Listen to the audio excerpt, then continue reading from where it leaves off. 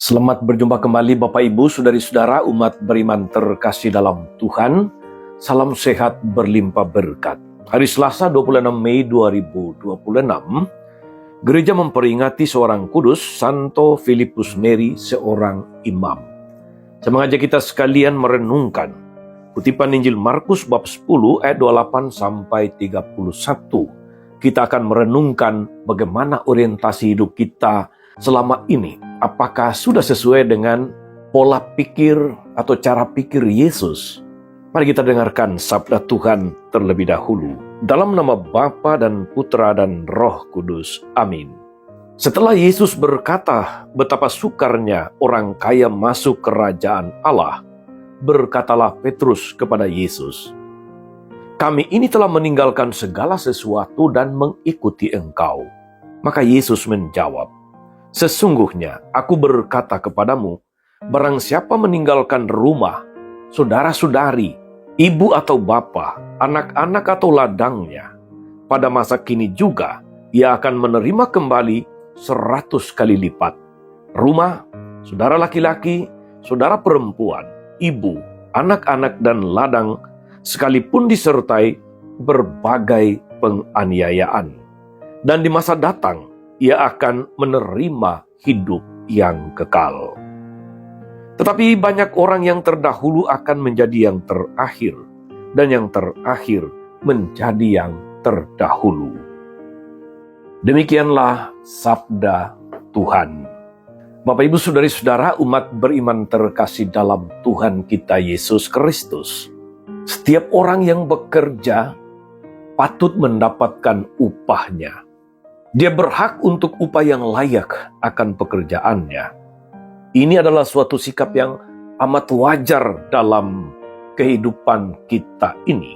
Kalau kita melihat bagaimana buruh berdemo, bagaimana orang berteriak tentang perlunya pemerintah membuka lapangan kerja, itu semua bicara tentang hidup yang diperjuangkan, mencari nafkah untuk hidup dan keluarga. Kita semua tentu saja bekerja untuk membangun hidup yang lebih baik dan yang lebih pantas dari hari ke hari. Kita rindu hidup sejahtera lahir dan batin. Bahkan orang yang hidup dalam kemiskinan pun pernah saya dengar mengatakan, kita sudah bosan hidup miskin. Rupa-rupanya saudari-saudara, kerinduan seperti itu hidup juga dalam hati para rasul. Itu kelihatan dari pertanyaan Petrus kepada Yesus. "Kami ini telah meninggalkan segala sesuatu dan mengikuti Engkau." Di balik pertanyaan ini masih ada pertanyaan lanjutan mestinya. Seakan-akan Petrus mau berkata, "Kami dapat apa? Kami sudah tinggalkan segala sesuatu, mengikuti Engkau. Kami dapat apa?" Saudari-saudara umat beriman terkasih dalam Tuhan. Rupa-rupanya pola pikir, orientasi hidup manusiawi juga masih hidup dalam pola pikir dan orientasi hidup para rasul. Artinya bahwa pola pikir, orientasi hidup mereka belum sejalan dengan pola pikir dan orientasi yang Yesus bawa untuk mereka. Mereka masih memikirkan bagaimana mereka hidup dan untuk apa mereka mengikutinya. Mereka berpikir mengenai untung rugi menjadi pengikut Yesus. Dapat apa menjadi pengikutnya? Saudari-saudara umat beriman terkasih dalam Tuhan. Jawaban Yesus yang mengatakan, barang siapa meninggalkan rumah, saudari-saudara, ibu atau bapa, anak-anak atau ladangnya, pada masa kini juga ia akan menerima kembali 100 kali lipat.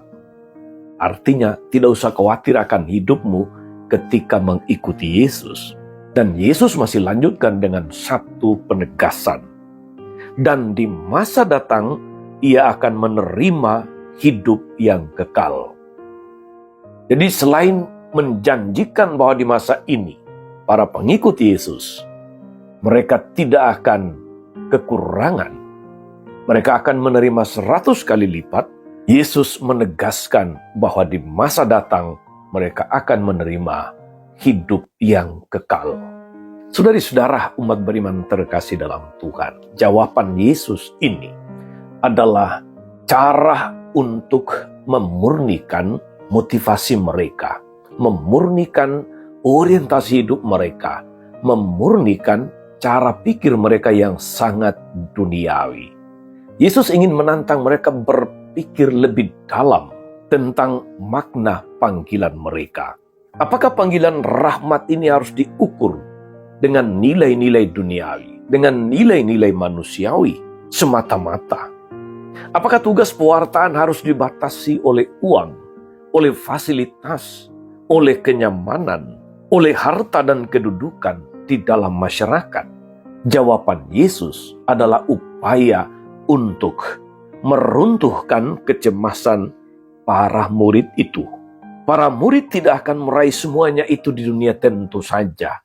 Tetapi ketika iman mereka meraih kepenuhan dalam kerajaan kekal, di sana janji Yesus ini akan diwujudkan secara sempurna.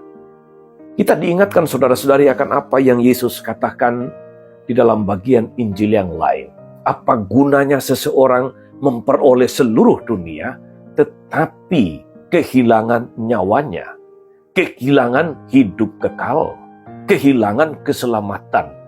Ini yang Yesus mau para murid mengubah pola pikir mereka, tidak sebatas di dunia ini, tetapi berpikir lebih jauh tentang hidup setelah di dunia ini, yaitu hidup kekal.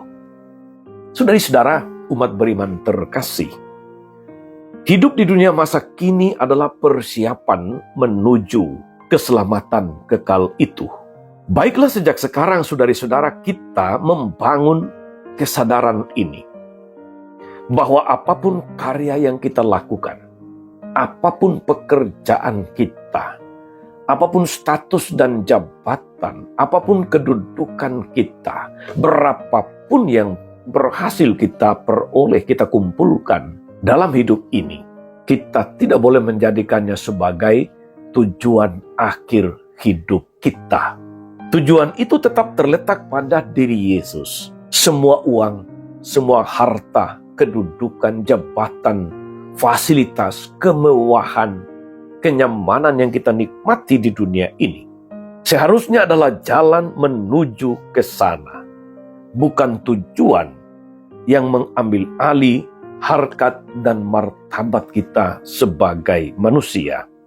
Maka mari saudara-saudari kita waspada, kita berhati-hati agar selalu berada di jalan keselamatan. Untuk itu kita perlu mengubah pola pikir kita. Jangan selalu senantiasa berorientasi duniawi, berorientasi manusiawi, tetapi berorientasi kepada hidup kekal. Untuk itu kita perlu menyesuaikan cara berpikir kita dengan cara berpikir Kristus. Kita perlu mengubah orientasi hidup kita kepada orientasi yang dikehendaki oleh Tuhan, yaitu supaya pada akhirnya nanti kita memperoleh kehidupan kekal. Tuhan Yesus memberkati. Amin. Tuhan Yesus Kristus, kami bersyukur atas firman-Mu yang meneguhkan hidup dan perjuangan kami di tengah dunia ini.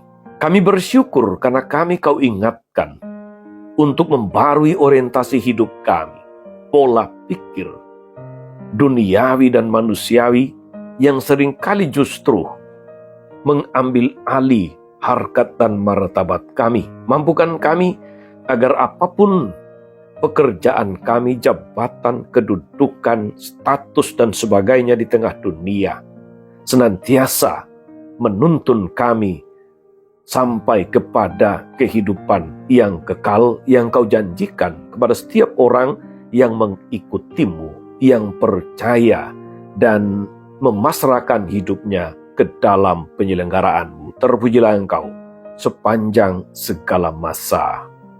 Amin.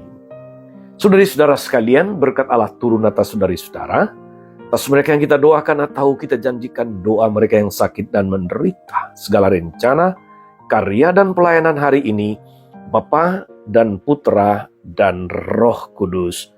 Amin. Tetap sehat, teruslah menjadi berkat.